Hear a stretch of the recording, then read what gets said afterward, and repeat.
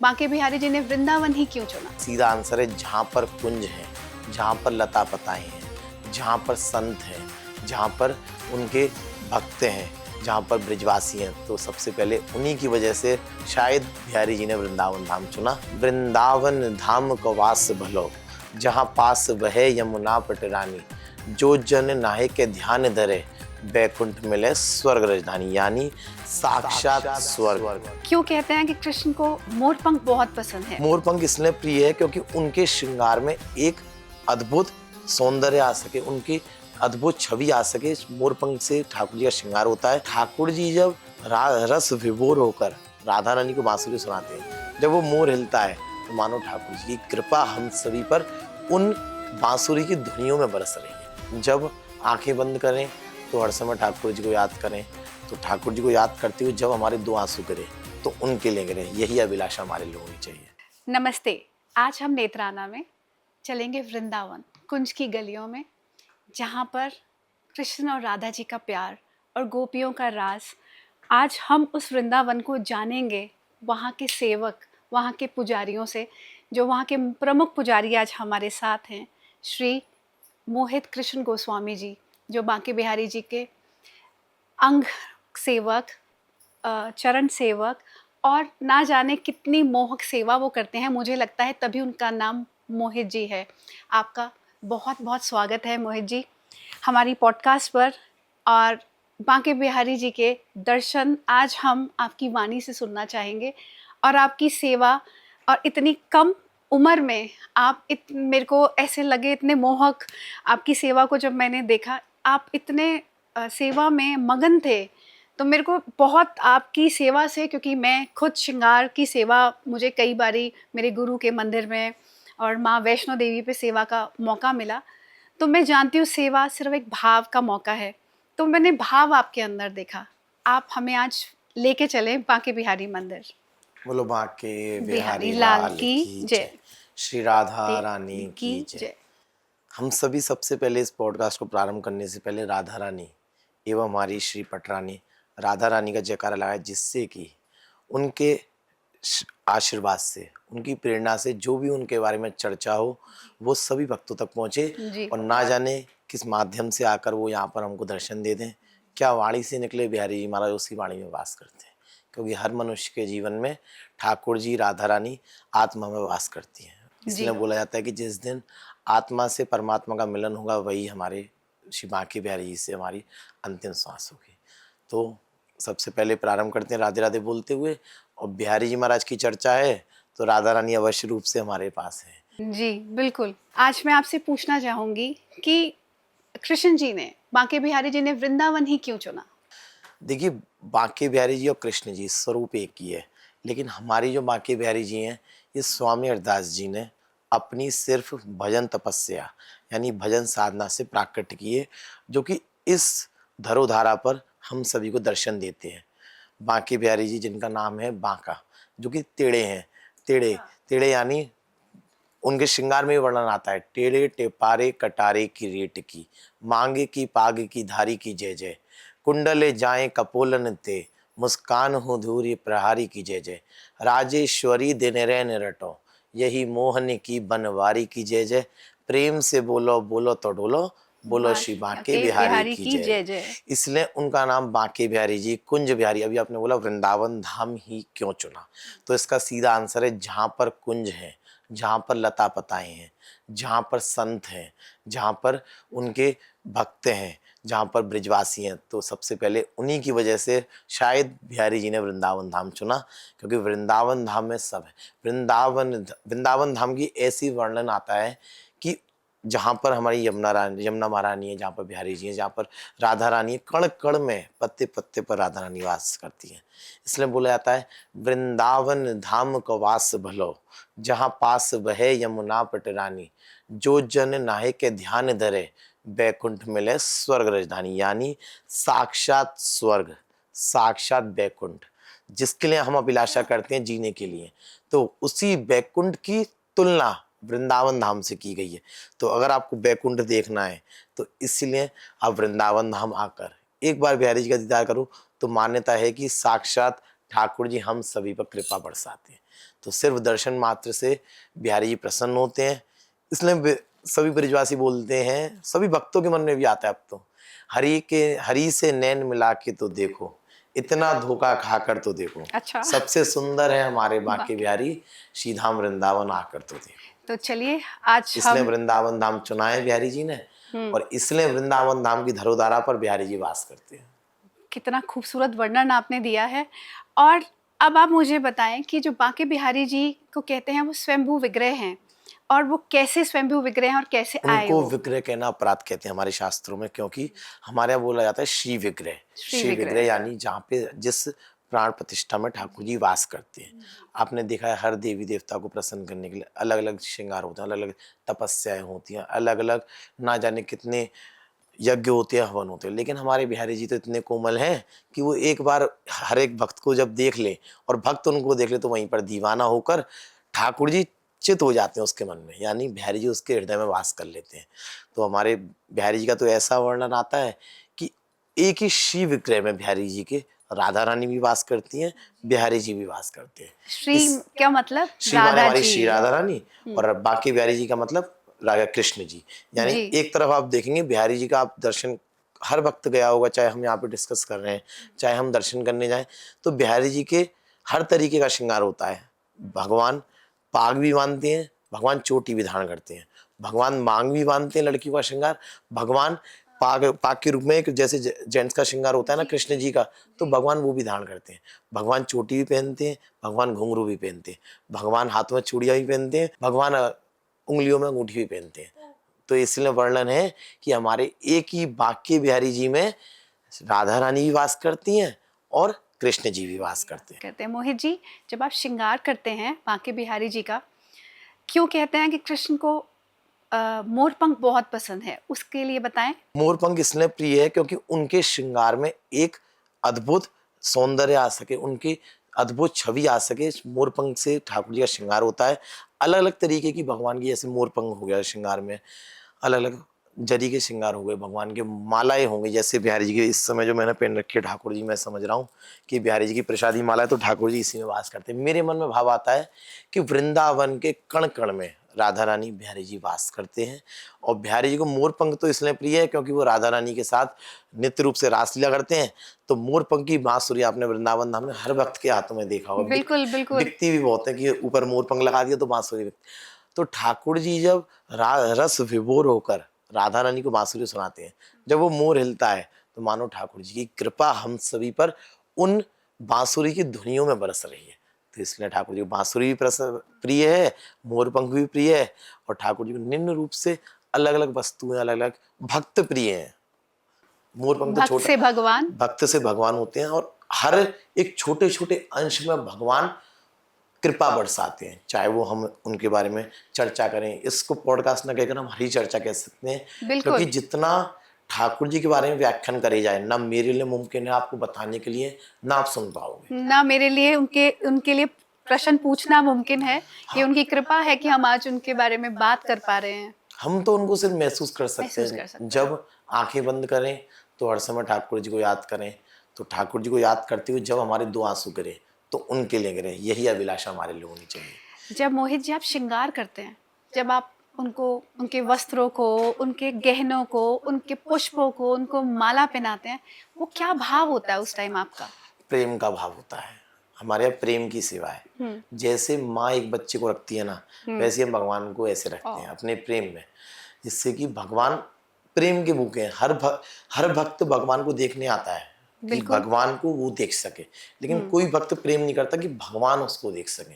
ये कैसे मुमकिन है? ये ऐसे मुमकिन है कि जब हम वृंदावन धाम जाएं, हमारे मन में चैतन्य बुद्धि में ये आना चाहिए कि चाहे मैं देख लूं ना देखूं, क्योंकि हर वक्त मानो कि बिहारी जी के मंदिर आ रहा है, उसको भीड़ में धक्का खाना पड़ा, और बिल्कुल। मालूम पड़ा गेट पे आती कि कपाट बंद हो गए। तो यही अभिलाषा होनी चाहिए कि गेट पे खड़े होकर भी भगवान आपने इतनी प्रतीक्षा करी, आंखों में आंसू लेकर, कि भगवान आपने इतनी प्रतीक्षा, इतना प्रयत्न कराया मेरे से, फिर भी आपने दर्शन नहीं दिए। तो आपसे मैं इतनी विनती करता हूँ, आप मुझे देखो ना देखो, मैं आपके दर पे आ गया तो आपकी जिम्मेदारी है मुझे देखना। उसे कहते हैं प्रेम, कि जिसमें तड़प हो कि भगवान के दर्शन नहीं हो। जैसे मैं बांके बिहारी मंदिर गई, बहुत बहुत लोग, बहुत रश, सब भगवान की दीवानगी है सबके अंदर। कुछ को मैंने देखा कि कई लोगों को मैंने दर्शन में देखा बहुत धक्का मुक्की करते हैं आगे जाने के लिए। मुझे ऐसा महसूस हुआ कि शायद सबके अंदर कितना प्रेम है, बट उस प्रेम में आपको नहीं लगता कई बारी कहीं जो दर्शक हैं वो इतना ज़्यादा धक्का मुक्की कर जाते हैं और किसी को एक तरह से नुकसान पहुंचा जाते हैं, वो सही है? देखिए, प्रेम में जब आदमी हो जाता है तो पागल हो जाता है, अच्छा। पागल होकर दीवाना बन जाता है। बिहारी जी के तो इतने पागल हैं, ना जाने कितनी कितनी कतारों में लगकर भी एक ही चीज़। अभी हम जैसे आप अभी आप कह रहे हैं कि हमारे भक्त ऐसे, हम दर्शन करने जाते तो भीड़ रहती है, तो हमें ऐसे दर्शन नहीं हुआ। बिहारी जी महाराज के हर भक्त जो प्रयत्न कर कर मंदिर में आए, पहली बात तो बिहारी जी का भक्त कोई भक्त ही नहीं है, उसे कहते हैं पागल, जो कि एक झलक के लिए दीवाना होता है बिहारी जी की। बिल्कुल। क्योंकि इतने रश में हम जब अपने भक्तों से कहते हैं, जो हमारे पास यजमान आते हैं, हम जिनकी पूजा पूजा कराते हैं, हम जब उनसे बोलते हैं कि पंडित जी हमारे, हम जब कहते हैं उनसे कि आप अपने पर्स मोबाइल का ध्यान रखना, आप अपने घड़े का ध्यान रखना, लेकिन वो भक्त क्या कहते हैं कि पंडित जी जो बिहारी जी ने दिया है, इतना धन ऐश्वर्य जो भी दे रखा है, जैसे लेंगे वैसे ही वापस दे देंगे। तो यही भक्त की अभिलाषा होनी चाहिए कि चाहे वो कितना पसीना जा रहा है, क्या पता भगवान छोटे स्वरूप में हमारी परीक्षा लेकर हमारे बड़े कष्टों को हटा रहे हैं। इसलिए छोटे सूक्ष्म रूप में आने वाली परेशानियों को जब मनुष्य ये जीवन जीता है, तो उसको ये मानना चाहिए कि भगवान की इच्छा से हम ये सांस ले रहे हैं, भगवान की इच्छा से हम कब पता नहीं मृत्यु आ जाए। तो यही मन में भाव आना चाहिए कि बिहारी जी के दर्शन करते समय भगवान का दीदार हो और भगवान की नज़र हम पर पड़ सके और हम उनसे राधे राधे बोल सकें। राधे राधे बोलने के साथ उनसे एक ही चीज़ मांगे कि बिहारी जी हम आपके हैं। क्योंकि मैं नहीं मानता कि, मैं हर समय कहता हूँ कि अगर आपने एक पवित्र मन से, एक पवित्र हृदय से भगवान से कह दिया कि भगवान मैं आपका हूँ, तो चाहे आप हो नहीं हो, आप भूल जाओगे भगवान को, लेकिन भगवान आपको नहीं भूल सकते। तो इसलिए मैं हर समय बोलता हूँ कि भगवान उसी भक्त की परीक्षा कर, उसी भक्त की प्रतीक्षा करते हैं जो भक्त उस प्रेम में पागल होता है, जो कि इतने भक्त आते हैं भगवान के, माँ के बिहारी जी के पास, तो मुझे लगता है आपने बोला सारे पागल हैं। हाँ, प्रेम में सब पागल हो जाते हैं, तो सब उनकी झलक देखना चाहते हैं। इतने जिनके दीवाने होंगे, उनको क्या सब भक्तों की इंतजार या परीक्षा रह सकती है? भगवान हर भक्त की प्रतीक्षा प्रतीक्षा करते हैं। इसलिए हमारे मन में भी अगर हम भगवान को इधर याद करना चाहते हैं, तो आंख बंद कर जब स्मरण करें, तो बिहारी जी की उस छवि का स्मरण करना चाहिए कि कब हम वृंदावन धाम गए, कब हमने रज को प्रणाम किया, कब हमने बिहारी जी के लिए भीड़ में धक्के खाए। तो क्या पता इन जिंदगी के धक्कों से अच्छा है कि बिहारी जी ने अपने मंदिर, हर मंदिर में, ये नहीं कि हम बिहारी जी की बात करें, हम किसी भी देवी देवता, किसी भी मंदिर में जाएं, अगर वहां पे हमको कष्ट आ रहा है, तो हमको ये फील करना चाहिए कि भगवान हमारे बड़े कष्टों को हटाकर हमारे सूक्ष्म रूप में कष्टों को मिटा रहे हैं। एक धक्का यहाँ पर लगा, क्या पता वो बहुत बहुत बड़ा धक्का हमें जीवन के जिंदगी धक्कों से। जिंदगी में लगने वाला है। तो मन में हमारे ऐसा भाव आना चाहिए कि, शायरी एक, दिल का जीत दिया जला बैठे हैं, दिल अच्छा। का दिया जला बैठे हैं, आपके आने की आस लगा बैठे हैं, ओ, ना जाने किस रास्ते से आएंगे आप, हर गली फूलों से सजा बैठे हैं। तो हमारी हर गली उन पुष्पों से, उस प्रेम से, उन आंसुओं से प्रभावित होनी चाहिए, जिससे कि बिहारी जी महाराज से प्रसन्न हो सके। हमारे हमारे प्रेम में बिहारी जी भी सरोवर। बिहारी जी को कैसे प्रसन्न करें? बिहारी जी को प्रेम प्रेम करो, ठाकुर जी से जितना हो सके निश्चल भाव। कोई आकांक्षा मत रखो भगवान से कि भगवान हमको ये दो, भगवान हमको कोई वस्तु चाहिए, भगवान हमको पैसा प्यार चाहिए, दें धन उनको। चाहिए, ऐश्वर्य चाहिए। अरे वो तो उनकी इच्छा से, हमारे कर्मों से, हमारे प्रारब्ध में जो लिखा हुआ है वो तो मिल ही जाएगा। लेकिन हम क्या नौछावर कर सकते हैं उनको? हम मंदिर जा रहे हैं, हमारा भाव है, हम चाहे गरीबी होता है, वो भगवान के लिए एक पेड़ा लेके आए, हम भगवान के लिए कुछ प्रसाद लेके, एक माला लेके जाएं, एक कुछ भी दक्षिणा लेके, जिससे कि हम अपने प्रेम को समर्पण कर सकें। हमारी अब वक्त काफ़ी यजमान, काफ़ी वीडियोस में आता है कि पंडित जी पैसे लेते हैं, पंडित जी हर चीज़ का मतलब दर्शन करने के।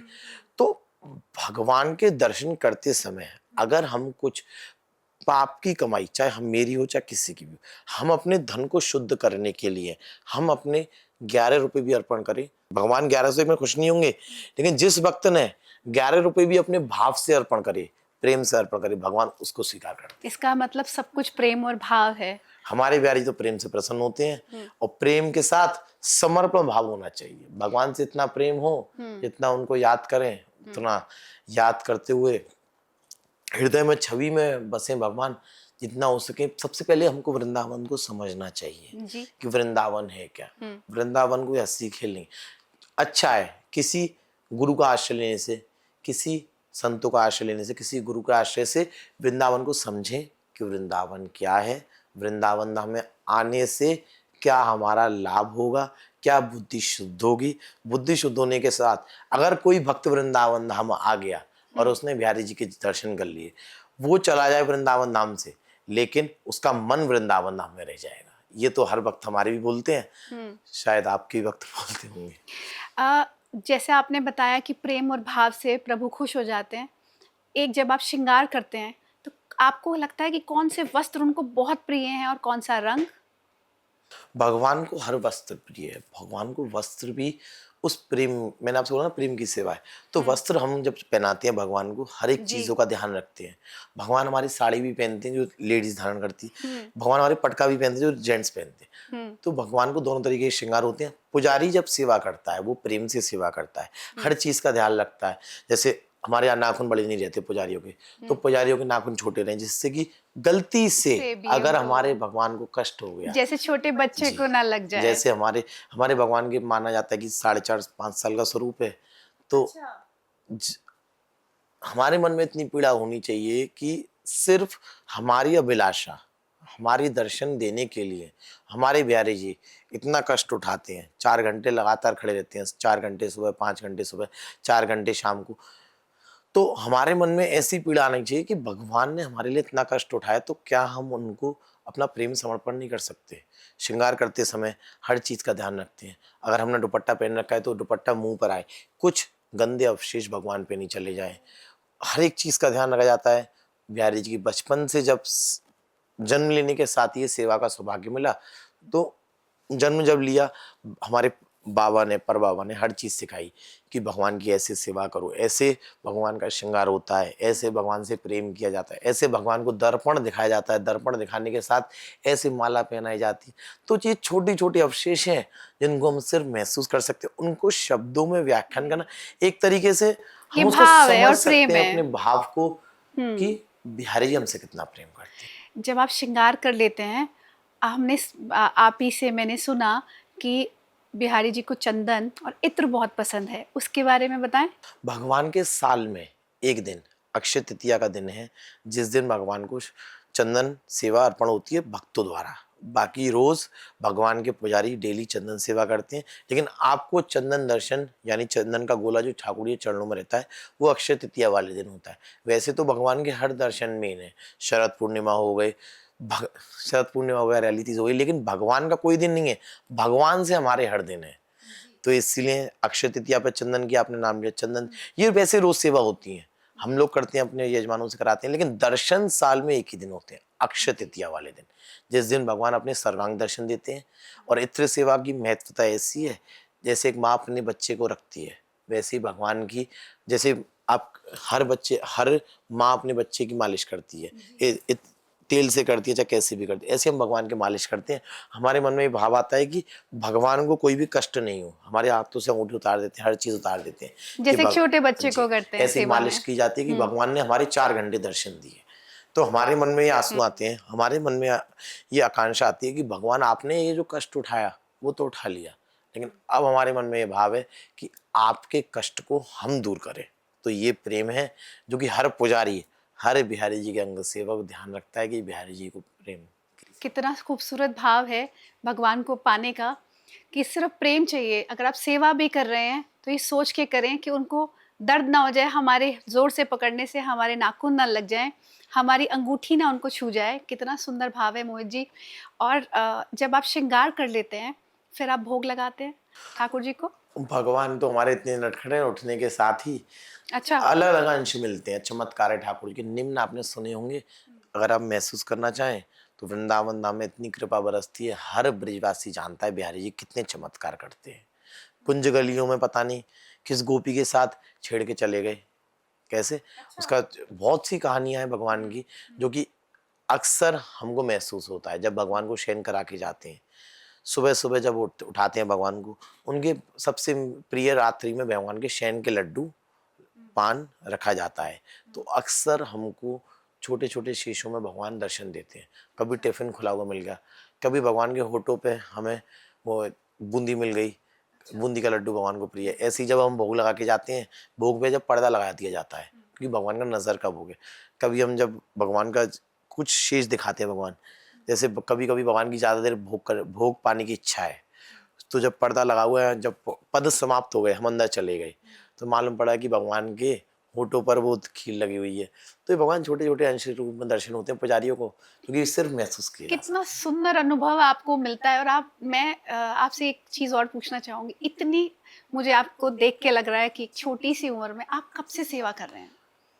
सकता। ये जन्म से ही सौभाग्य मिला है सेवा का, लेकिन परंतु जन्म लेने के साथ ही बिहारी जी का पुजारी बिहारी जी को स्पर्श नहीं कर सकता, जी, गर्भगृह में प्रवेश नहीं कर सकता, मंदिर में जा सकता है, दर्शन तो हर वक्त करता है। भक्त जैसे के जैसे, हाँ। आप जैसे मेरे माँ बाप ने मुझे बचपन में बिहारी के दर्शन कराए, मुझे होश भी नहीं है कब कराए। तो गोदी में लेने के साथ ही हम दर्शन तो कर सकते हैं, लेकिन भगवान के गर्भगृह में नहीं जा सकते। हिंदू संस्कृति में सबसे बड़े संस्कार हैं, बहुत से संस्कार हैं। सबसे पहला संस्कार आता है जन्म लेने के साथ मुंडन संस्कार। अच्छा। होने के बाद यानी हमारे बाल बाल सब, फिर हम भगवान के गर्भगृह में जा सकते हैं। गर्भगृह में जाने के साथ छोटी सेवा में हमारी सेवा शुरू हो जाती है, जिसमें भगवान की साफ सफाई हो गई, गर्भगृह में झाड़ू पोछा हो गया, भगवान की हर चीज़ का ध्यान रखा जाए, वाइफर से जहाँ पे पानी हो रहा, बिहारी जी के पुजारी फिसल नहीं जाए, भगवान कहीं निधवन जा रहे हैं तो उनको फिसलन नहीं हो जाए। तो सबसे पहले छोटे स्वरूप में साफ सफाई की सेवा, बर्तनों की सेवा, बर्तनों को उठाना करना, ये सब सेवाएं शुरू हो जाती हैं। उसके बाद हमारी होती है बड़े स्वरूप में सेवा, जो कि यज्ञोपवीत संस्कार के बाद शुरू होती है। यज्ञोपवीत यानी जनेऊ संस्कार जिसे हम कहते हैं। जनेऊ संस्कार के बाद हम बड़ी सेवा शुरू हो जाती है, जिसमें श्रृंगार सेवा, आरती सेवा, भगवान की इत्र सेवा, सब चीजें हम कर सकते हैं। यज्ञोपवीत के बाद उससे पहले छोटे स्वरूप में सेवा रहती है, लेकिन उससे पहले ही भगवान के गर्भ में प्रवेश नहीं है। सबसे पहले भगवान के हर बिहारी जी का पुजारी जन्म लेने के साथ ही पुजारी बन जाता है, अंग सेवक सेवा अधिकारी बन जाता है। अच्छा, एक चीज जब आप ये सेवा आपने बताई, एक मैंने कहीं पढ़ा कि ठाकुर जी को जो भोग लगता है वो कच्चे का भोग लगता है। भगवान को कच्चा प्रसाद पक्का प्रसाद दोनों लगता है। अगर हम आजकल की जनरेशन के हिसाब से समझे, कच्चा प्रसाद और पक्का प्रसाद क्या होता है। पक्का प्रसाद वो है जो फ्राई फूड है, कच्चा प्रसाद जो है फ्राई नहीं हो सकता। यानी अच्छा। कड़ी जो कच्चे प्रसाद में आता है, कड़ी जो तला हुआ नहीं है तला वो हुआ नहीं है, कच्चा प्रसाद। कड़ी, दाल, चावल, रोटी, सादा रोटी, मिस्सी रोटी, 3 तरीके के चावल, नमकीन, मीठे, सादा, खीर, अदौटा। अदौटा अदौटा शब्द मतलब पता नहीं, समझे नहीं आदि। अदौटा यानी आधा दूध, दूध को पकाने से जो रबड़ी बनती है, आपने सुना होगा रबड़ी, हाँ, जी जो जी रबड़ी जी। बनती है, रबड़ी और दूध के बीच में जो चीज रहती है, जिसमें ना ज्यादा गर्म हो ना वो, उससे बिल्कुल हम अदौटा कोमल। कहते हैं। तो भगवान हमारे कोमल ठाकुर जी तो कोमल भोग लेते हैं। अदौटा और ये भगवान को दूध, ये सब भगवान को सबसे ज्यादा प्रिय है। और पक्के प्रसाद में जाए पूरी सब्जी, विशेष तौर पर हमारे बिहारी जी को आप घर में लगा सकते हैं, आपसे मना नहीं है, लेकिन विशेष तौर पर जो रक्त के अवशेष होते हैं, जो कि एक तरीके से भगवान को प्रिय नहीं है, हमारे पुजारी लोग मानते हैं। गाजर हो गई, टमाटर हो गया, पेठा हो गया, गोभी हो गई, ये सब भगवान को भोग हमारे बिहारी जी को नहीं लगता है। आप घर में लगा सकते हैं, ऐसा कुछ नहीं। इसलिए मंदिर आ रहे हो तो सबसे पहले ध्यान रखें कि भगवान के प्रसाद जो मंदिर में बनता है वही प्रसाद भगवान ग्रहण करते हैं। अच्छा, तो जो प्रसाद बनता है वो मंदिर में ही बनता है जी, और वहीं मंदिर, पर लगता है, जी। बाहर से प्रसाद बाहर से नहीं प्रसाद नहीं नहीं, लिया जाता। नहीं। और अगर बहुत सेवक, बहुत लोगों के मन में आता होगा कि बिहारी जी के श्रृंगार को कैसे करें, उनके वस्त्र कैसे चढ़ाएं, और मैंने बहुत सुंदर फूल बंगला देखा वहां पर, उसके बारे में बताएं। सबसे पहले भगवान की सेवा लेने से पहले हम भगवान को समझ लें कि भगवान की सेवा कैसे होती है। चाहे वो गुरु के माध्यम से समझो, चाहे वो आप चिंतन के माध्यम से समझो, क्या पता चिंतन में ही भगवान। अगर आप किसी को गुरु नहीं मानना चाहते तो कृष्णम वंदे जगत गुरु, कृष्ण को ही अपना गुरु मान लो। कृष्ण की ही इच्छा से आपको सेवा मिलेगी। जब आप चिंतन करें भगवान कैसे दर्शन देंगे, भगवान कैसे श्रृंगार होगा, भगवान के कैसे हम माला पहनाएंगे, तो ये सब पहले आप जानो कि कैसे भगवान का श्रृंगार होता है। रही दूसरी बात पुष्प बंगले, ये भी भगवान के उत्सवों में आता है। जैसे अक्षय तृतीया है, अच्छा। भगवान के चैत्र नवरात्रि से साल शुरू होता है हमारे हिंदू नववर्ष में जी। तो उस नवरात्रि शुरू होने के बाद भगवान के अलग अलग तरीके से लाड लड़ाते। सबसे पहले आगे चैत्र नवरात्रि में शुरुआत हो गई, उसके बाद भगवान की आगे हरियाली तीज, भगवान की अक्षय तृतीया, भगवान का शरद पूर्णिमा के बाद भगवान की दिवाली, धनतेरस के बाद उससे पहले रक्षाबंधन और जन्माष्टमी। जन्माष्टमी, राधा अष्टमी, हम्म। और मतलब पूरे बहुत। साल में होने वाले हम्म। भगवान के पुष्प बंगले महोत्सव, ये सब भगवान के महोत्सव हैं जो कि भगवान साल में हमारे बिहारी जी एक ही दिन दर्शन देते हैं। मेरे दिल में ऐसा आया जब मैं वहाँ गई, तो मेरे बहुत ऐसे मन में आया कि मैं बिहारी जी को बहुत सुंदर से वस्त्र चढ़ाऊं। जैसे मेरे मन में आया, मैंने सोचा वहाँ बहुत लोगों के दिल में आता होगा, अगर ये भाव वो देते होंगे, तो अगर ये सेवा करनी है तो कैसे सेवा हो ये सकती है? पुजारी करा सकते हैं। पहले इसलिए मैंने बोला ना, पहले गुरु की शरण लो, किसी अच्छा, पुजारी की शरण लो, वो सब कुछ आपको वो बताएगा आपको हमें कि ज्ञान बिहारी जी देंगे। की कैसे सेवा होती है, कैसे आप कर सकते हैं, कैसे आप सुलभ एवं कृपा में आश्रय। सबसे पहले मैं आपको समझाऊंगा, एक पुजारी, एक बिहारी जी का पुजारी, चाहे किसी भी मंदिर का पुजारी भगवान नहीं होता, लेकिन अगर वो मान्यता हो कि गुरु की श्रेणी से प्राप्त करा जाए तो वो सबसे पहले भगवान को प्राप्त कर सकता है। कैसे? हम जिस दिन भगवान को जरूरत समझने लग जाए, जैसे एक अदालत है, अदालत में वैसे तो ना जाए कोई अच्छी बात है भैया, ना जाए, लेकिन हम यंग जनरेशन के हिसाब से, आपने मूवीज में देखा होगा, सीरियल्स में देखा होगा, एक अदालत है, उसमें जज बैठे हुए हैं, जी ये न्यायाधीश बैठे हुए हैं। जी। न्यायाधीश के पास हमारे केस चल रहे हैं, हम अपने केस की तारीख करने गए हैं, सीधा गए, न्यायाधीश ने हमको जेल कर दी, कोई बात नहीं, लेकिन फिर अगर हमारे वकील खड़े हुए हैं तो उनमें इतनी नॉलेज, इतनी पावर होती है, अपनी नॉलेज के बिहाफ पे वो हमको नॉन बेल ग्रांटेड को बेल ग्रांटेड करा सकते हैं। तो पुजारी जी हमारे लॉयर हैं। ऐसे ही पुजारी एक भगवान का वो सेवक है, वो साक्षी है, जो कि हर भक्त की आकांक्षा, हर भक्त के कष्ट को पुजारी पेश करता है कि भगवान जैसा भी ये भक्त आया है, चाहे वो कैसा भी दुष्ट हो, पापी हो, चाहे कैसे भी कर्म किए इसने, ये गुरु की श्रेणी से प्राप्त करके आए, हम आपकी सेवा करते हैं, हम आपके साक्षी, हम आपके चरणों को दबाते हैं, तो इस पे कृपा करने से पहले हमारी बात को साक्षी रखते हुए इस पे कृपा करो। ऐसे है। कितना तो खूबसूरत भगवान भाव के है। हर पुजारी को यही सेवा है कि भगवान के भक्तों की पीड़ा को भगवान के सामने पेश करना। ऐसे भगवान को जिस दिन हम जरूरत समझने लगे, जैसे न्यायाधीश है, कभी कभार वो लेट हो गए खाने में, तो हम हमारी जरूरत है वहां पे, हम वहां पे खड़े रहते हैं बाहर की हमारी तारीख है, हमारी जेल हो जाएगी। ऐसे डॉक्टर है, जिस डॉक्टर से अपॉइंटमेंट लेने, आजकल भक्त लोग बड़ी जल्दबाजी करते हैं कि भगवान के दर्शन हो और हम वृंदावन से भागें और मंदिरों में दर्शन करें, लेकिन पर्टिकुलरली बिहारी जी, राधा वल्लभ जी, राधा रमण जी, निधिवन, चाहे किसी भी देवी देवता के दर्शन करें, चाहे वो माता रानी के, वैष्णो देवी जी के दर्शन करने जा रहे हो, तो उनके लिए थोड़ा समय निकालो। ये नहीं कह रहा मैं आप 1 घंटे निकालो, 2 घंटे निकालो, लेकिन भगवान का समय भगवान के लिए रखो। अब डॉक्टर है, डॉक्टर से हम हमारा बीमार है, तो बीमार बच्चे को हमको लेके जाना है, हमने बड़े डॉक्टर से अपॉइंटमेंट लिए, अपॉइंटमेंट लेने के बाद भी अगर उस डॉक्टर ने 1 घंटे बाद हमको देखा, 11 बजे का टाइम दिया, हमको 12 सवा 12 बजे वो देख रहा है, तो हम उससे जाके ये नहीं बोलेंगे कि डॉक्टर साहब आपने लेट कर दिया, हम उनसे बोलेंगे सर हमारे बच्चे की बीमार है, तो वहां पे हमारी जरूरत है। बिल्कुल। हमें वैसी भगवान के पुजारी को समझना, वहां पे हमारी जरूरत है कि हमें भगवान की प्राप्ति करनी है, तो गुरु का आश्रय लेना जरूरी है, उससे प्रेम करना और थोड़ा जरूरी है, संयम करना जरूरी संयम। है। भगवान का समय भगवान के लिए, घर का समय घर के लिए। भगवान ने मनुष्य जीवन दिया है, तो गृहस्थ में रहते हुए भी भक्ति करो और भगवान को अपना समझो। भगवान से मोह मत कर, अपनों से मोह होता है, लेकिन जिस दिन अपनों से प्रेम होने लग जाएगा तो उस दिन चिंता खत्म हो जाएगी। प्रेम कहता है कि भगवान हमारे बच्चे के लिए सब कुछ करेंगे, प्रेम कहता है कि बिहारी जी हमारे बच्चे के लिए सब कुछ करेंगे। मोह कहता है कि मैं अपने बच्चे के लिए इतना जोड़ के जाऊं कि मेरा बच्चा सुख रहे। बिल्कुल। तो जिस दिन भगवान से प्रेम होने लग जाएगा, हमारी आंखों में आंसू आने लग जाएंगे। भगवान जब उसने सांस दिया ना, तो वो हवा भी देना जानता है, उसको प्रेम करके तो देखो। इसमें भागवत जी में शायद भागवत जी में एक श्लोक है, जब कुछ कछु ना दियो तो दूध दियो, माँ का दूध दियो, जब कछु ना दियो तो दूध दियो, जब दांत दिए कछु और भी देगो। यानी कुछ नहीं दिया तो माँ का दूध दिया, भगवान ने गाय का दूध दिया, जब दांत दिए ना तो उसकी जिम्मेदारी है, वो हमको सब कुछ देने वाला है। ये तो आप प्रेम लाकर देखो भगवान के प्रति, बस सिर्फ प्रेम लाइए और उसके बाद भगवान आपको सब कुछ देंगे, बस उसका संयम रखें। उनकी जिम्मेदारी है, जब उन्होंने मनुष्य जीवन दिया है, ऐसा तो मानो कि भगवान एक हर समय, अब जैसे पॉडकास्ट कैसी चर्चाएं होती हैं, अलग चीजें होती हैं। तो इस समय हरी चर्चा हो रही है, तो हर चीज को पॉजिटिव ले, हम हर चीज में भगवान को बिल्कुल, याद करें। जैसे बिल्कुल। मूवीज हो गई, भगवान के लिए हम इतना समय भगवान के लिए नहीं निकाल सकते, लेकिन मूवीज के लिए 3-3 घंटे बैठ जाते हैं।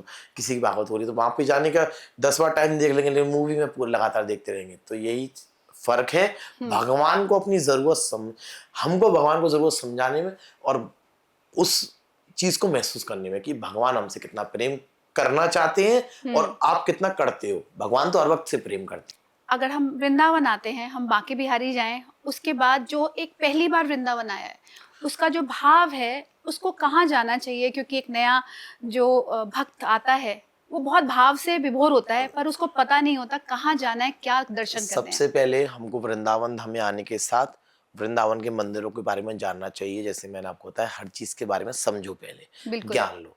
उसके बाद जब हम बिहार हर मंदिर के दर्शन करने जाओ, मैं ये नहीं कह रहा मैं बिहारी जी का पुजारी तो पर्सनली ये बोलूंगा कि बिहारी जी के आओ, मैं ऐसा नहीं है। आप हर मंदिर में जाओ, बिहारी जी जाओ, राधा वल्लभ जी जाओ, राधा रमन जी जाओ, निधिवन जाओ, गोपेश्वर जाओ।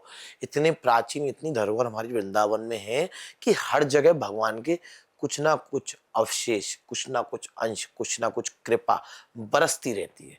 तो जैसे हम पहली बार आए, हमने सारे मंदिर दर्शन करे, दूसरी बार आए रिश्तेदार हो गया, फिर से दर्शन करे, तीसरी बार आए फिर से दर्शन करे, चौथी बार, ऐसे करके हमने ना जाने कितनी बार आ गए। लेकिन जब हमको महसूस होने लग जाए, हमारे हृदय में, चैतन्य बुद्धि में, हमारे विवेक में भगवान हमारे यहाँ पे हैं, और हमको यहाँ पे कुछ ऐसा महसूस होता है कि कुछ हमको आकर्षित कर रहा है, कुछ हमको महसूस हो रहा है कि कोई हमें बुला रहा है। तो जहाँ पे आपको बिहारी जी में महसूस हो तो बिहारी जी आओ। मैं एज्यूम करता हूँ आपने 100 बार आई, लेकिन 101 सारे मंदिर गए 100 बार, लेकिन 101 बार जब आप आए तो 101 बार उसके लिए आओ कि भगवान मैं तेरे लिए आ रहा हूँ, तू मेरा है और मैं तेरा हूँ, तो ये तो तुझे करना पड़ेगा। तो ऐसे करके जब आप 101 बार आए तो भगवान से कहें, भगवान आज से मैं आपके लिए आना शुरू हो गया हूँ, तो आपकी जिम्मेदारी है मुझे वृंदावन धाम बुलाना, संतों का आशीर्वाद दिलवाना, मधुगरी प्राप्त कराना। हर एक अंश में मैं आपकी कृपा चाहता हूँ, और आपकी कृपा से मैं वंचित ना रहते हुए अपने घर में जब जाऊं तो मुझे ऐसा लगना चाहिए कि मैं अपने घर से जा रहा हूँ। अब तो मैं परदेश जा रहा हूँ, लेकिन मेरा घर तो अब यहाँ पे हो गया। तो बिल्कुल, उस मंदिर में ऐसे करके ये हर भाव हो जाना हर चाहिए। मंदिर में ऐसे जाना चाहिए। अभी आपने बात करी मधुकरी की, उसके बारे में मधुकरी बताएं। की महत्वता ऐसी है कि संतों की प्रसादी, ब्रजवासियों की झूठन जो होती है उसे मधुकरी बोला जाता है, जो कि ना जाने कितने संतों ने तपस्या करी है उन घरों में, उन गलियों में, उन कुंजों में। तो उन्हीं की प्रसादी को मधुकरी कहा जाता है, जो कि प्रसादी रूप में प्रसाद कहा जाता है। तो ये जैसे कैसे खाना खाना प्राप्त होगी? ब्रजवासी के घर जाके मांगना पड़ता है, अच्छा, वो मांगना पड़ता है। मांगना पड़ता कितना खूबसूरत भाव है कि मांग करके मधुकरी लेनी है, और वृंदावन का होना है तो मधुकरी खानी है, और भगवान को खाना कहना है खाने का शब्द प्रयोग मत, प्रसाद हम है। देखिए खाना खाना खाना बोलते हैं घर में भी। हमको हमको हर जगह भगवान को महसूस करना चाहिए। अच्छा, क्या कहेंगे फिर अब? हर जगह भोग बन रहा है, भगवान का प्रसाद बन रहा है। हम खाना शब्द क्या है, खाना शब्द हमको अंग्रेज दे गए हैं अच्छा, ये सब। मधुकरी प्रसाद। प्रसाद बोलो, भोग बोलो। भोग बोल दें, अगर ठीक है। घर में भी हम भोग बना रहे तो ऐसा मन में भाव आए, अभी हाथ दिए भगवान ने, तो ये हाथों से भगवान के पकवान पकाए, भोग बनाए भगवान का। आंख दिए तो हरि के दर्शन हो, कान दिए तो हरि का कीर्तन हो, पैर दिए तो मंदिर जाएं, भगवान ने श्वास दिए तो हर श्वास श्वास पर राधा नाम होता है। मुझे लगता है बहुत यंगस्टर जब ये पॉडकास्ट देखेंगे और देखेंगे कितने यंग पंडित जी इतनी ज्ञान से भरे हुए हमें कितना भाव सिखा रहे हैं, और भाव से ही भगवान तक जाने का रास्ता है। अच्छा, अब मैं आपसे भाव का भूखा हूं मैं, भाव ही सार है, जो भाव से भजता मुझे उसका भव से बेड़ा पार है। अरे वाह! तो भाव, जो भक्त भगवान के प्रति भाव ले आया, जिस भक्त ने प्रेम कर लिया बांके बिहारी जी से, तो उसका बेड़ा पार निश्चित रूप से वो नहीं लगाएगा, भगवान लगा देंगे उसका। बिल्कुल, बिल्कुल। अभी निधि, आप निधि कुंज में भी आप सेवा करते हैं, शयन सेवा, निधिवन निधि वन में। और निधि वन में जब आप सेवा करते हैं, जो शयन की सेवा करते हैं, तो उसके बारे में थोड़ा-सा बताएँ। भगवान के आज भी आप निधिवन में जाएंगे, पूरा वृंदावन, वैसे तो कुंज गलियां हैं, हर चीजें, लेकिन वृंदावन में वन कम हो चुके हैं क्योंकि आबादी बढ़ चुकी है। आबादी इन द सेंस कि भक्त आना शुरू हो चुके हैं, लोग बसने शुरू हो चुके हैं, ब्रिजवास सब लेना चाहते हैं। बहुत कंस्ट्रक्शंस भी जी, हो रही हैं। कंस्ट्रक्शन हुए हैं। तो निधिवन एक ऐसा पवित्र स्थान है जहाँ पर आज भी हमारे बिहारी जी, सबसे पहले हमको मालूम हो चाहिए बिहारी जी आए कहाँ से थे। हमारे बिहारी जी स्वामी हरदास जी, जो कि अकबर तानसेन बैजू बाबरा के गुरु थे, स्वामी गुरु थे हरदास जी, जी। जिन्होंने बिहारी जी को प्राकट किया। अब मैंने आपको पहले बताया भजन तपस्या से प्राकट किया। निधिवन राज में प्राकट करने के साथ उन्होंने इस सेवा का सौभाग्य अपने अपने छोटे भ्राता जगन्नाथ जी को प्रदान किया। क्योंकि स्वामी हरदास जी जब भजन तपस्या करते, जब वो तपस्या में लीन हो जाते, तो उनकी बिहारी जी की सेवा जब उन्होंने अपने भाई को सब प्रदान की, तो उन्हीं की वंशावली में हम सब आते हैं, जो कि स्वामी हरदास जी की वंशावली, जगन्नाथ जी की वंशावली अच्छा, हम सब आते हैं। अरे वाह। तो ऐसे करके भगवान के निधिवन में आप जाएंगे, तो जब बिहारी जी को भव्य मंदिर में हमने विराजमान किए, तो स्वामी हरदास जी जब भजन तपस्या करते, जब वो रास विलास के दर्शन करते, तो उनको दर्शन देने के लिए हमारे बिहारी जी आज भी निधिवन राज में रास करते हैं, उनके संगीत में मग्न होकर। और मग्न होने के साथ जब उनको कष्ट होता है, जब राधा रानी के पैरों में दर्द होता है, तो मान्यता है कि वो रंग महल है, रंग महल में आज भी बिहारी जी महाराज लड्डू खिलाते हैं राधा रानी को, पान खिलाते हैं, दातुन कराते हैं, 16 श्रृंगार पहनाते हैं, साड़ियाँ पहनाते हैं। छोटे छोटे अवशेष ठाकुर जी के आज भी मिलते हैं बिहारी जी के मंदिर में भी, और निधिवन राज के रंग महल में भी। कहते हैं कि निधिवन में रात को कोई नहीं रुक सकता। रात को इसलिए आप एक ही चीज समझो कि आपके भगवान को रहने देना चाहिए हमको। भगवान का जो पर्सनल स्पेस है, जो भगवान की एक मान मर्यादाएं हैं, क्या इस सृष्टिकर्ता को हमारी जरूरत है? सृष्टिकर्ता को जो लीला रचता है, वो लीला में हम भगवान से विनती कर सकते हैं कि उसमें सम्मिलित हो, लेकिन हम उस लीला में उसको डिस्टर्ब करें, ये अच्छा नहीं है। इसमें जब भगवान रास कर रहे हो, भगवान रास विलास कर रहे हो, भगवान जब नाच रहे हो, भगवान कुछ भी कर रहे हो, क्या आपके पर्सनल बेडरूम में आप किसी को प्रवेश दोगे? नहीं दोगे। ऐसे जब भगवान का वो पर्सनल रूम है, पर्सनल स्पेस है जो निधिवन है, आप जब वहाँ पे किसी को डिस्टर्ब करने जाओगे, तो मैं नहीं मानता कि भगवान खुश होंगे। तो भगवान का स्पेस है, मैं जितना कहूँगा निधिवन में रुकने से पहले भैया भगवान से विनती करो कि भगवान इसी जीवन में हमको ये सेवा का सौभाग्य दे कि हम आपके साथ, आपके ग्वाल वाल बन के, बंदर बन के, पंछी बनकर आपके साथ रास कर सकें। अभी जब मैं निधि कुंज गई तो मैंने वहाँ कुछ छोटी समाधि भी देखी, और किसी ने बताया कि जो रात को यहाँ रुके ये उनकी समाधि नहीं, है। ये गलत है। जिसने भी ये बोला है, ये हमारे गोस्वामी समाज, जो हम बिहारी जी के, स्वामी हरदास जी के, जगन्नाथ जी के वंशज हैं, उन सब की, जो हमारे बाबा परबाबाओं की, इन सब की समाधि है, जो कि हमने वहाँ पे विराजमान किया है। कि बिहारी जी के आपने निरंतर रूप से सेवा करी है, स्वामी जी की सेवा करी निधिवन में, तो हम आपको एक छोटा सा स्थान ऐसे करें। देखिए कितना आज बड़ा क्लैरिफिकेशन दिया मोहित जी ने कि जो निधिवन जब आप जाते हैं, वो समाधि जो छोटी बनी हुई बिहारी है, जी के गोस्वामी हुए, जो कि बिहारी जी की सेवा करते थे, हाँ, उन्हीं को वहाँ पे स्थान हमने, उन्हीं को वहाँ पर स्थान दिया हुआ है। अच्छा, और कहा जाता है कि निधि वन में जितने भी पुष्प और लताएं और जो पेड़ बन है वहाँ पर, वो 16,108 गोपियां हैं। मान्यता है कि जब कृष्ण जी जब बांसुरी बजाते, तो ठाकुर जी को, राधा रानी को बजाने के लिए वो रोज बांसुरी बजाते थे। राधा रानी को प्रसन्न करने के लिए, प्रेम करने के लिए वो रोज बांसुरी बजाते। लेकिन साल में एक दिन ऐसा आया जिस दिन बांके बिहारी जी ने राधा रानी के आदेश देने पर, जो कि शरद पूर्णिमा की रात्रि होती है, अच्छा, शरद पूर्णिमा की रात्रि में राधा रानी ने आदेश दिया कि हे कृष्ण, तुम मेरे लिए तो बांसुरी बजाते हो, लेकिन ये जो गोपियां जो आंसू भर के आपकी बांसुरी की धुन की प्रतीक्षा कर रही हैं, तो उनको आप आज के दिन बांसुरी, राधा रानी आदेश देती हैं। राधा रानी ये नहीं है कि कृष्ण से विनती करेंगी, राधा रानी ने आदेश दिया तो कृष्ण ने बांसुरी बजाई। शरद पूर्णिमा की वो रात्रि है जिस दिन महारास के आज भी दर्शन होते हैं बिहारी जी के मंदिर में। जैसे आपने अक्षय तृतीया का लिया ना, ऐसे ही महारास के साल में एक दिन दर्शन होते हैं, जो कि शरद पूर्णिमा की रात्रि होती है। आज भी बिहारी जी के मंदिर में सारी लाइट्स बंद होकर, जब चंद्रमा की चांदनी और ठाकुर जी के चरणों में रखी हुई खीर, जब चंद्रमा की चांदनी बिहारी जी के मुखार बिंद पे पड़ती है, मुखार बिंद यानी चेहरे पे पड़ती है, तो जब जाके बिहारी की शयन आरती होती है, उससे पहले नहीं होती। उस दिन वो अपनी गोपियों के लिए बांसुरी बजाते हैं। और हम तो ये मान्यता है कि ठाकुर जी रोज बांसुरी बजाते हैं। कहते हैं कि जिस दिन ये महारास था, इसको देखने के लिए भगवान शिव गोपी बन के आए थे। हाँ जी।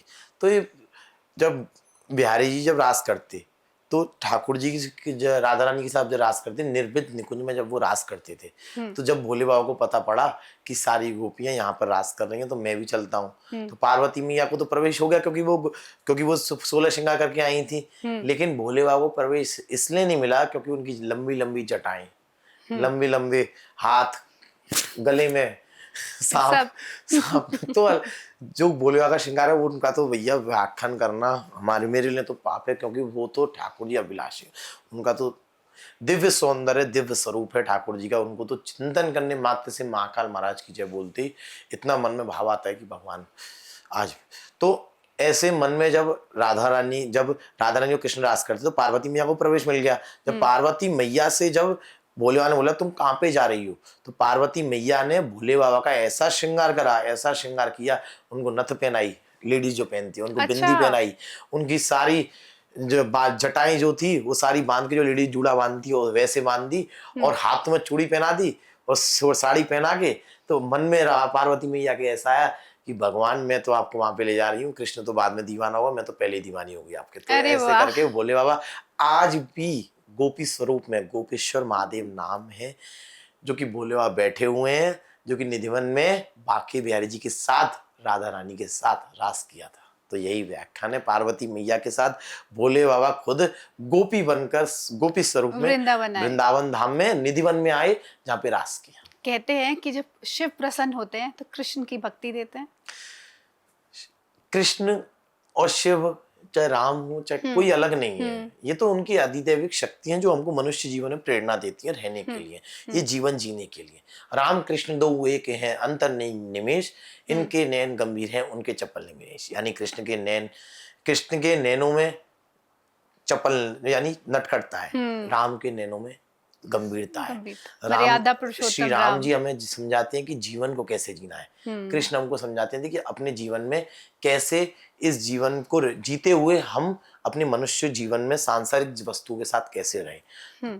ऐसे ही जब श्री राम जी के जीवन का देखा जाए तो मर्यादा पुरुषोत्तम थे, कृष्ण नटखट थे। तो ऐसे ही करके ठाकुर जी की अलग अलग लीलाएं, शायद मेरे हिसाब से ठाकुर जी ने अलग अलग रूप इसलिए धरे कि हमको वो समझा सके कि मेरे बगैर आपका कुछ नहीं है। अलग अलग रूप में उन्होंने हमें अलग अलग ज्ञान देना चाहा, शायद कि हमने उन्हीं के स्वरूपों से हमने सब कुछ सीखना है जीवन में। अब जब आप जब रात को जब शयन कराते हैं तो क्या अनुभव आप महसूस करते हैं? बिहारी जी को जब शयन कराते हैं तो जैसे, अब इसको एक कहानी के माध्यम से समझाते हैं। जैसे माखन मिश्री, माखन होता है एक मटके में, एक भक्त मटका है और उसका मन माखन है।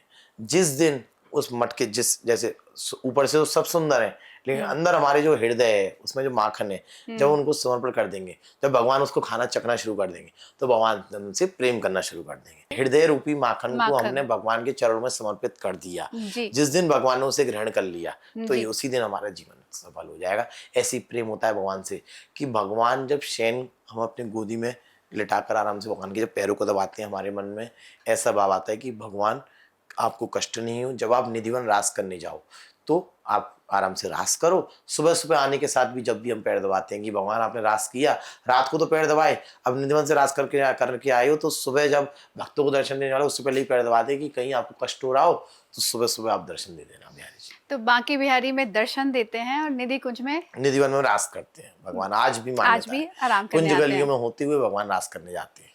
और जो श्री स्वामी हरिदास जी कहते हैं कि उनकी भी जो समाधि है वो निधिवन में ही है। पृथ्वी माँ ने स्वामी हरिदास जी एवं सीता मैया को अपने गर्भ में स्थान प्राप्त कराया, जिसमें स्वामी हरिदास जी जब भजन तपस्या करते, जब ये धरुधरा से जा रहे थे, तो धरती फट गई और स्वामी हरिदास जी उसमें समा गए। ऐसी मान्यता है। आज भी वहाँ पे कृपा बरसती है। उस महल में, यानी निधिवन रंग महल, निधिवन में पूरे वन में आज भी ना जाने कितने पशु पक्षी कितने रहते हैं। तो आज भी वो महसूस करते हैं, हम भी महसूस करते हैं। जब सुबह सुबह जाते हैं तो मालूम पड़ा कि भगवान जैसे मिट्टी है वहाँ पे पूरे में। अब तो हमने बनवा दिया, प्रेमी भक्तों ने बनवा दिया। क्यों बनवाया? क्योंकि आजकल की जनरेशन वहाँ पे गंदगी करती है। गंदगी इन द सेंस की बोतल पटक दी कुंजों में। बोतल पटकने के साथ वहां पे अब भक्त लोग नहीं, मैंने इसलिए बोला नहीं, ना कि भगवान के घर को गंदा नहीं करना भगवान के घर चाहिए। को स्वच्छ भारत हमारे गंदे के सबसे अलावा, प्रथम प्यार गंदे और से सेवा यही गंदे है। से अलावा आजकल निधिवन को समझते नहीं है इंसान। वो बहुत पूजनीय है। वो पिकनिक स्पॉट समझते हैं, वहां पे जाके खाना खाते हैं अंदर, अरे रे रे रे। लड़का लड़की जैसे गार्डन समझते हैं वैसे वहां पे। तो ऐसे ही हमको समझना चाहिए पहले कि इसीलिए मेरा आपसे इतना इतना पूछने का विषय ही यही था कि शायद ये जो न्यू जनरेशन है ना, वहां पे ये अभी मैं इसकी। परसों ही देख रहा था, वहां पे स्मोकिंग कर रही थी। तो हम भगवान को भगवान नहीं समझ रहे ना, इसलिए तो एक घोर कलयुग आने वाला है, शायद यही कल की अवतार है भगवान का, इसलिए श्रीमद् इसीलिए भागवत में शायद लिखा हुआ है। भगवान के पास समीप होकर के भी हम ना समझ पाए, यही तो शायद ना समझी है। और मुझे लगता है आज के यूथ को समझना चाहिए, वो पूजनीय स्थान है, वहाँ साक्षात भगवान विराजमान पूरे है। वृंदावन को आप दूषित मत करिए, आपसे हाथ जोड़ के रिक्वेस्ट है कि अगर आपको कहीं पर भी गंदगी दिख रही है, जो लोग रह रहे हैं वो तो जानते हैं, चलो कोई बात नहीं, वो रहते हैं तो थोड़ा बहुत हो जाता है, लेकिन आप गलियों को जितना हो सके, आप बोटल्स पटक के जाते हैं निधिवन में, अभी भी आप चले, हम वीडियोस आपको दे दूंगा, बोटल्स पटक के चले जाते हैं, वहां पर नमकीन खाई, नमकीन पटक दी, तो आप कहाँ समझ रहे, भगवान के स्थान को पवित्र नहीं रख नहीं, सकते तो इसका अपने घर को मतलब क्या पवित्र आप रखेंगे घूमने लोग। की स्थान समझ रहे हैं उसको। बिल्कुल बिल्कुल गलत और सही तरीका नहीं है भगवान के घर जाने का। और अब हम आपसे और थोड़े प्रश्न पूछना चाहेंगे वृंदावन के बारे में और ब्रिजवासियों के बारे में। वो मेरा मानना है, मैं हमेशा थोड़ी सी जेलसी होती है कि कृष्ण भगवान जी वृंदावन ही चूज किया और ब्रिजवासी ही क्यों, उसके बारे में थोड़ा बताएं।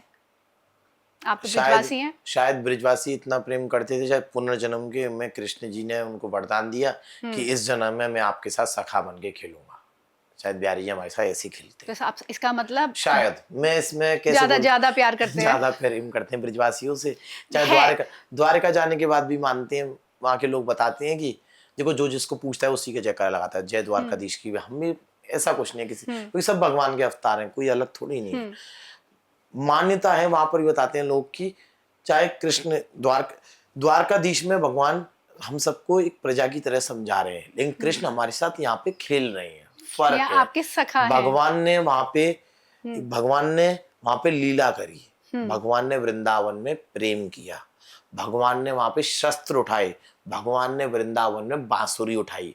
बांसुरी भी क्यों उठाई? उस प्रेम को दिखाने के लिए कि इस बांसुरी की धुन में आप अगर रंगना चाहते हो, उस बांसुरी की धुन में अगर आप सुनोगे तो आपके अंदर का भरा हुआ मैल वो बाहर निकल जाएगा, हमारा मन शुद्ध हो जाएगा, हमारे हृदय में बिहारी जी का वास होगा।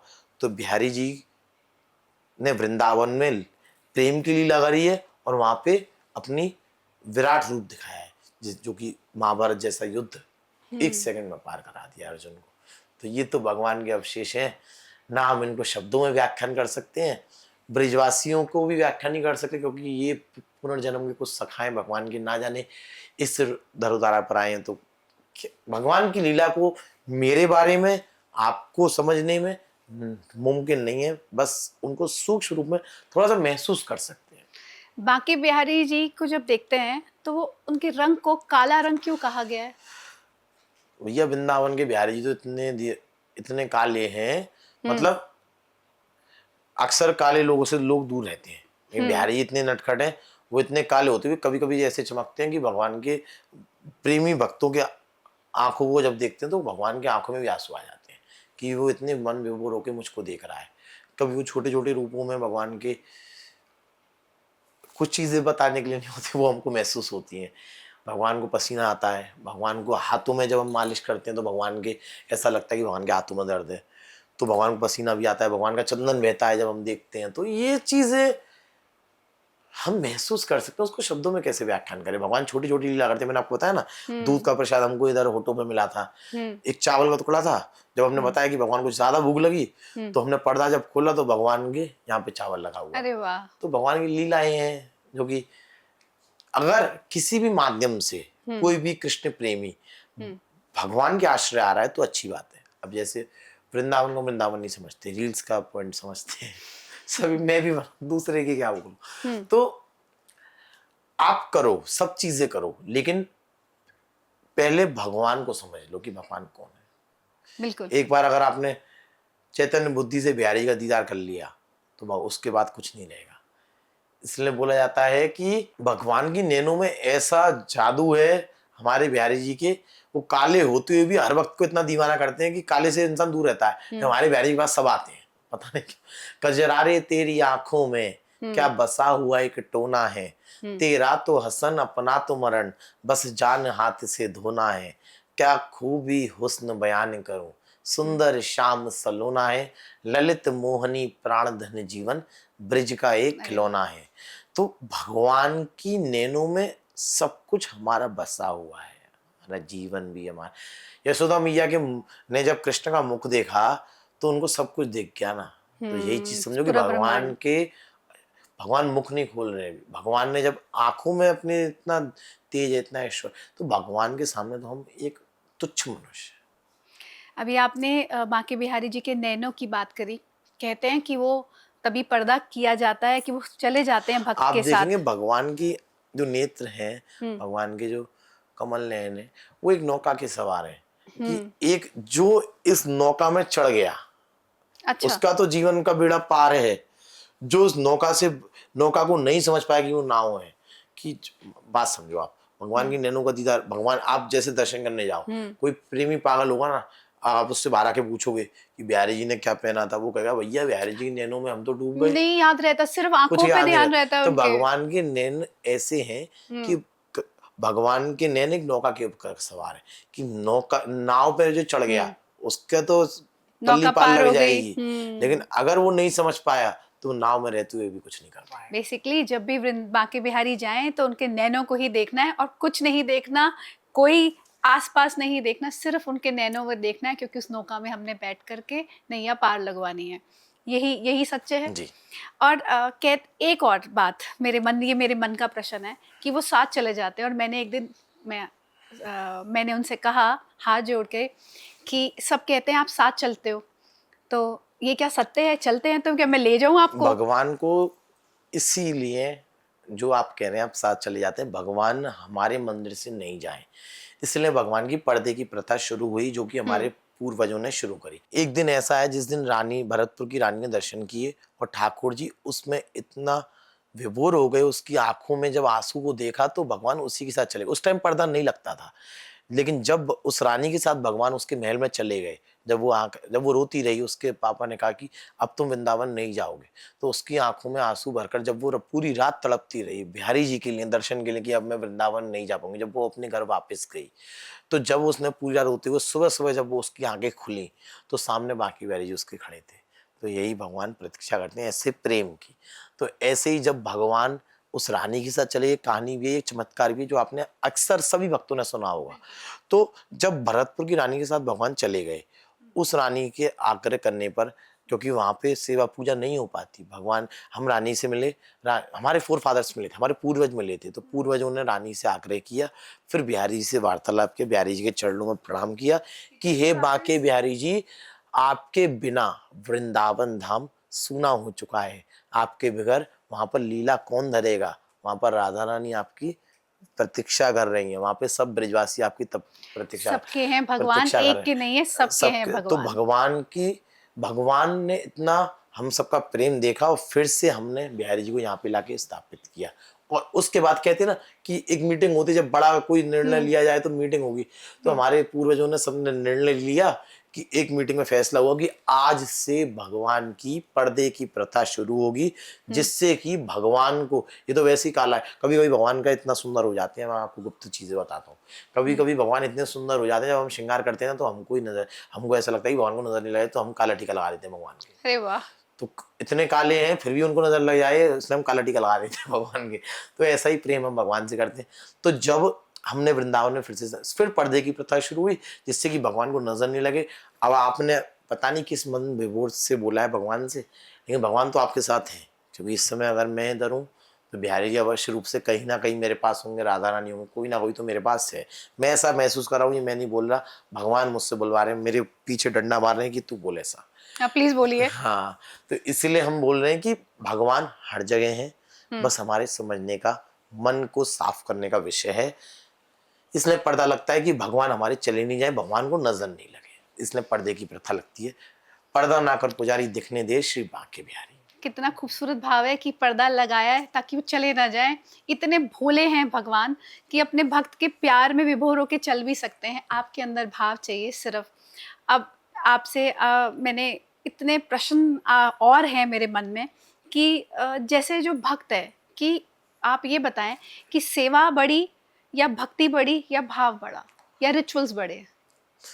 भाव भी ज़रूरी है, प्रेम भी ज़रूरी है, और हमारे रिचुअल्स को फॉलो करते हुए करें तो उसमें प्रॉपर शास्त्रों में जो पूजा अर्चना हमारी लिखी गई है, जैसे पूजा की पद्धति दी गई है, वैसे हमको पूजा करनी चाहिए, जिससे कि भगवान को किसी तरीके का कष्ट नहीं हो।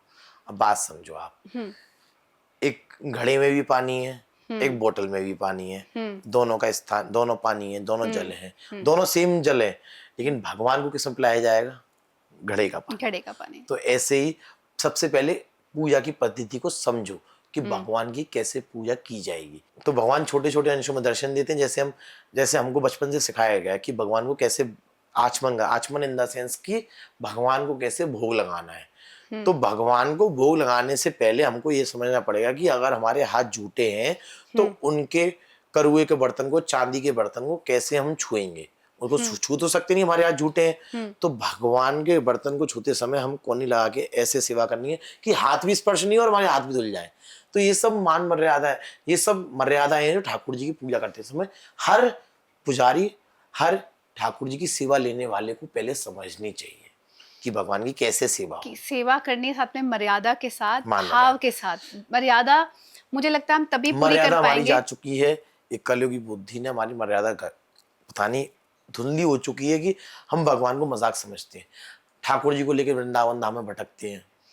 ये बहुत है। मैंने जब वृंदावन मैंने गई, अभी पिछले पॉडकास्ट में बोला था, मैं हर बार बोलता हूँ कि भैया बिहारी जी जैसे भगवान किसी मंदिर में नहीं जाते ना, वैसे आप भी किसी मंदिर में अपने ठाकुर जी को लेके मत जाओ। एक पवित्र स्थान है बिहारी जी का, जहाँ पे बिहारी जी दर्शन देते हैं, वहीं पर कृपा बरसाते हैं, वहीं पे राधा वल्लभ जी दर्शन देते हैं, राधा वल्लभ जी कृपा बरसाते हैं, राधा रमण जी दर्शन देते हैं, राधा रमण जी कृपा बरसाते हैं। तो क्या आपने कभी सुना कि बिहारी जी राधा वल्लभ जी की परिक्रमा देने गए हैं? क्या आपने सुना राधा वल्लभ जी, राधा रमण जी? तो ये सब कहने की बातें, जब वो है ही एक, तो उनको एक ही अलग सब। रूप में क्यों? तो आपके घर में जब विराजमान है तो क्या आपको वृंदावन धाम में आकर उनको छोटे स्वरूप में मिलवाना है, बड़े स्वरूप? ऐसा नहीं, हमारे मन में भेद है कि वो अलग है, वो अलग है। जिस दिन हमने मान लिया कि घर में बैठे बैठे भी हमको भगवान प्राप्ति हो सकती है, तो उस दिन भगवान हमको प्राप्त हो जाएंगे। इसलिए बोला भी जाता है कि कृष्ण प्राप्तिम कर, भागवत जी में श्लोक है, कृष्ण प्राप्तिम करम शाश्वत साधनम तद्वदारुणा। अगर घर में बैठे बैठे भी कृष्ण प्राप्ति करना चाहता है तो वो उसका सीधा मात्र साधन है कि भगवान की साधना करो, भगवान को याद करो, घर बैठे बैठे उनमें रस विभोर हो जाओ। जैसे हरिदास जी की मानसी भक्ति, उसके बारे में बताएं। हमारे वृंदावन धाम में हरिदास जी के साथ बहुत से संत हैं। स्वामी हरिदास जी हमारे, जिन्होंने बिहारी जी को प्राकट किया, उनके बारे में मैं आपको छोटा सा व्याख्यान करता हूँ। बिल्कुल। कि भगवान तो ऐसी सेवा करते जब वन विभोर होके जब वो सेवा करते। उस टाइम मुल्तान, जो पाकिस्तान में इस टाइम, मान्यता है, कहानियां हैं, चमत्कार है ठाकुर जी के अलग हमने भी सुना है। तो मैं आपको सूक्ष्म रूप में एक छोटा सा सुना देता हूँ, जो कि अगर ज्यादा व्याख्यान करेंगे तो बहुत बड़ा हो जाएगा। मुल्तान शहर भारत में ही आता था उस समय। तो जब स्वामी हरिदास जी ने बिहारी जी को प्राकट किया, प्राकट करने के साथ जब उनका प्रचस्व, यानी उनका प्रचस्व इतना बड़ा, प्रारब्ध इतना बड़ा कि उनका देश विदेशों से स्वामी हरिदास जी के दर्शन करने आते थे कि आपने किस बिहारी जी को प्राकट किया है। तो बिहारी जी का इतना चमत्कार है, देश विदेशों से ना जाने कितने भक्त रोज एक समय में दर्शन करते हैं। सुबह अलग, शाम को अलग, ये नहीं, एक समय में दर्शन कर जाते हैं, देश विदेशों से आते हैं। तो भगवान का इतना प्रचस्व बढ़ा कि देश विदेशों तक खबर पहुंची। तो मुल्तान में एक इत्र वाला रहता था, बहुत बड़ा इत्र वाला था, उसका शाही इत्र थी जो राजाओं को पेश किया जाती थी।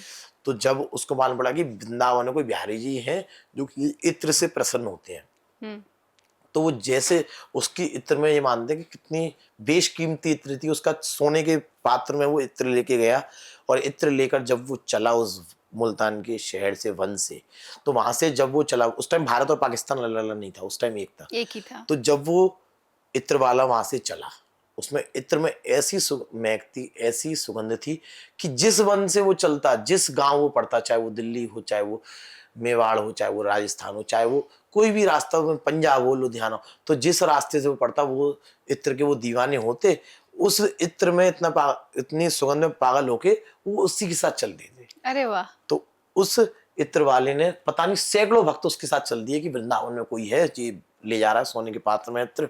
जैसे ही वो वृंदावन धाम पहुंचा तो बिहारी जी के दर्शन करते समय जब वो सैकड़ों भक्त जब पहुंचे तो वहां पे आई हुई थी शैनमुख, भगवान का शैनमुख आया हुआ था। शैनमुख, बिहारी जी का शैनमुख आया हुआ। तो स्वामी हरिदास जी अपनी भजन तपस्या यमुना किनारे करते।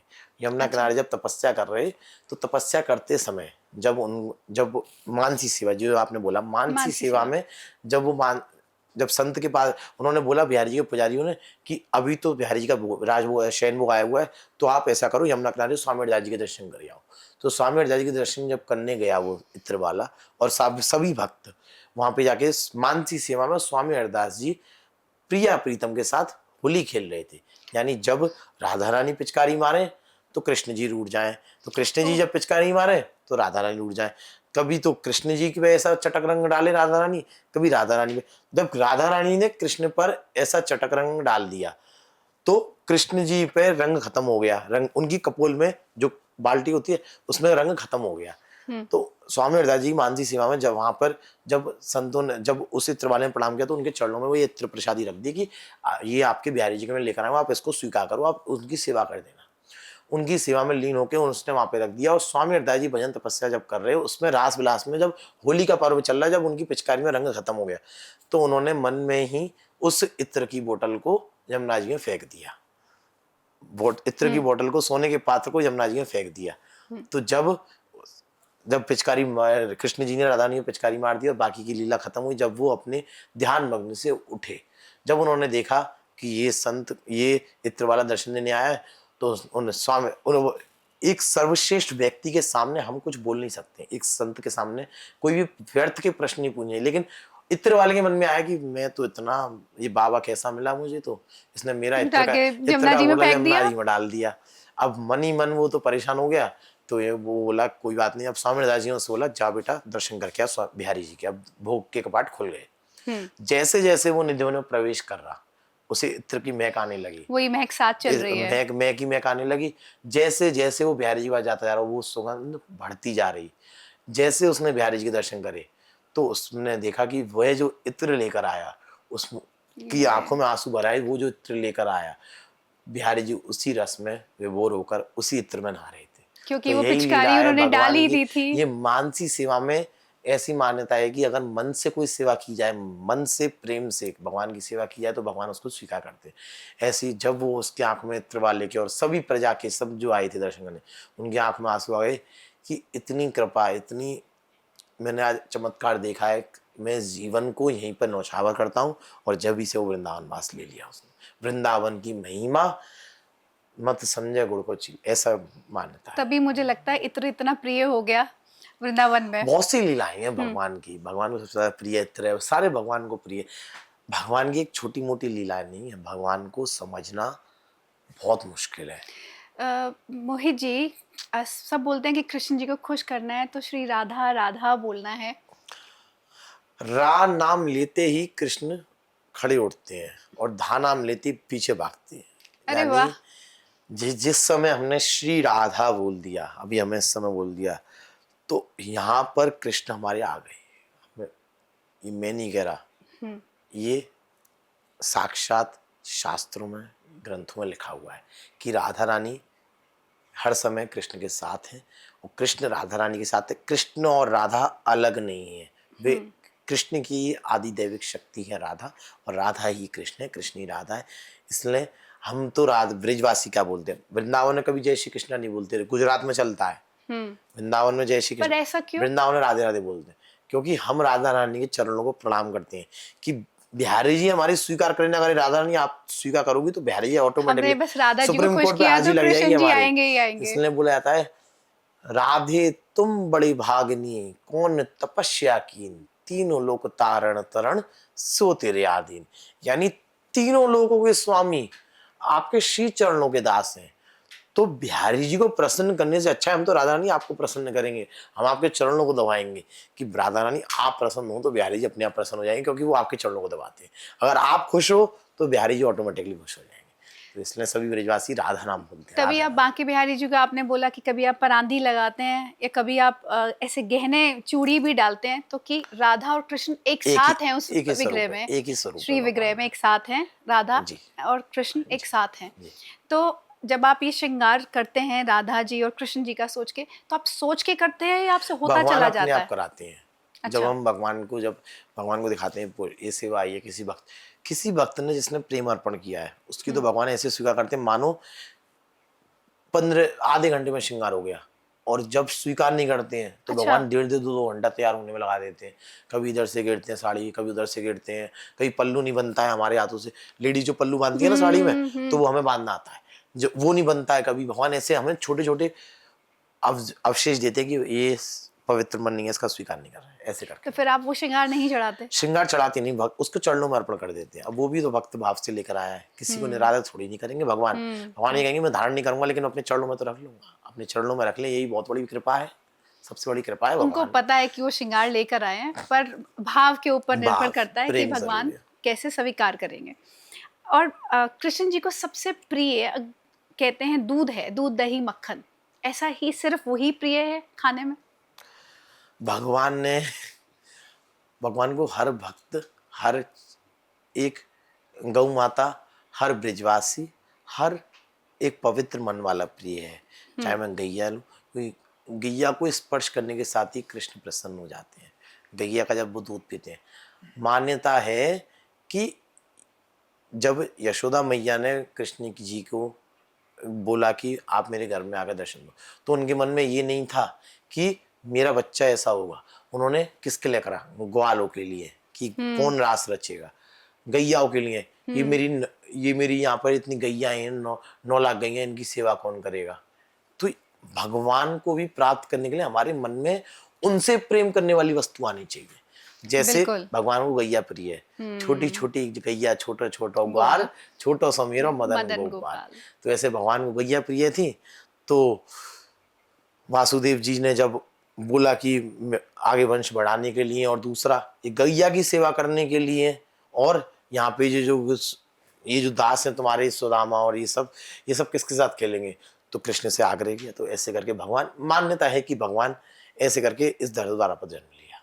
तो भगवान तो सबसे ज्यादा हर उस प्रेमी भक्त को प्रिय है जो भगवान का नाम ले। तो भगवान को सिर्फ आपकी पूरी मुझे बातचीत से एक ही बात समझ आई कि भगवान का सबसे सुंदर है, आपको अगर भगवान को पाना है तो प्रेम।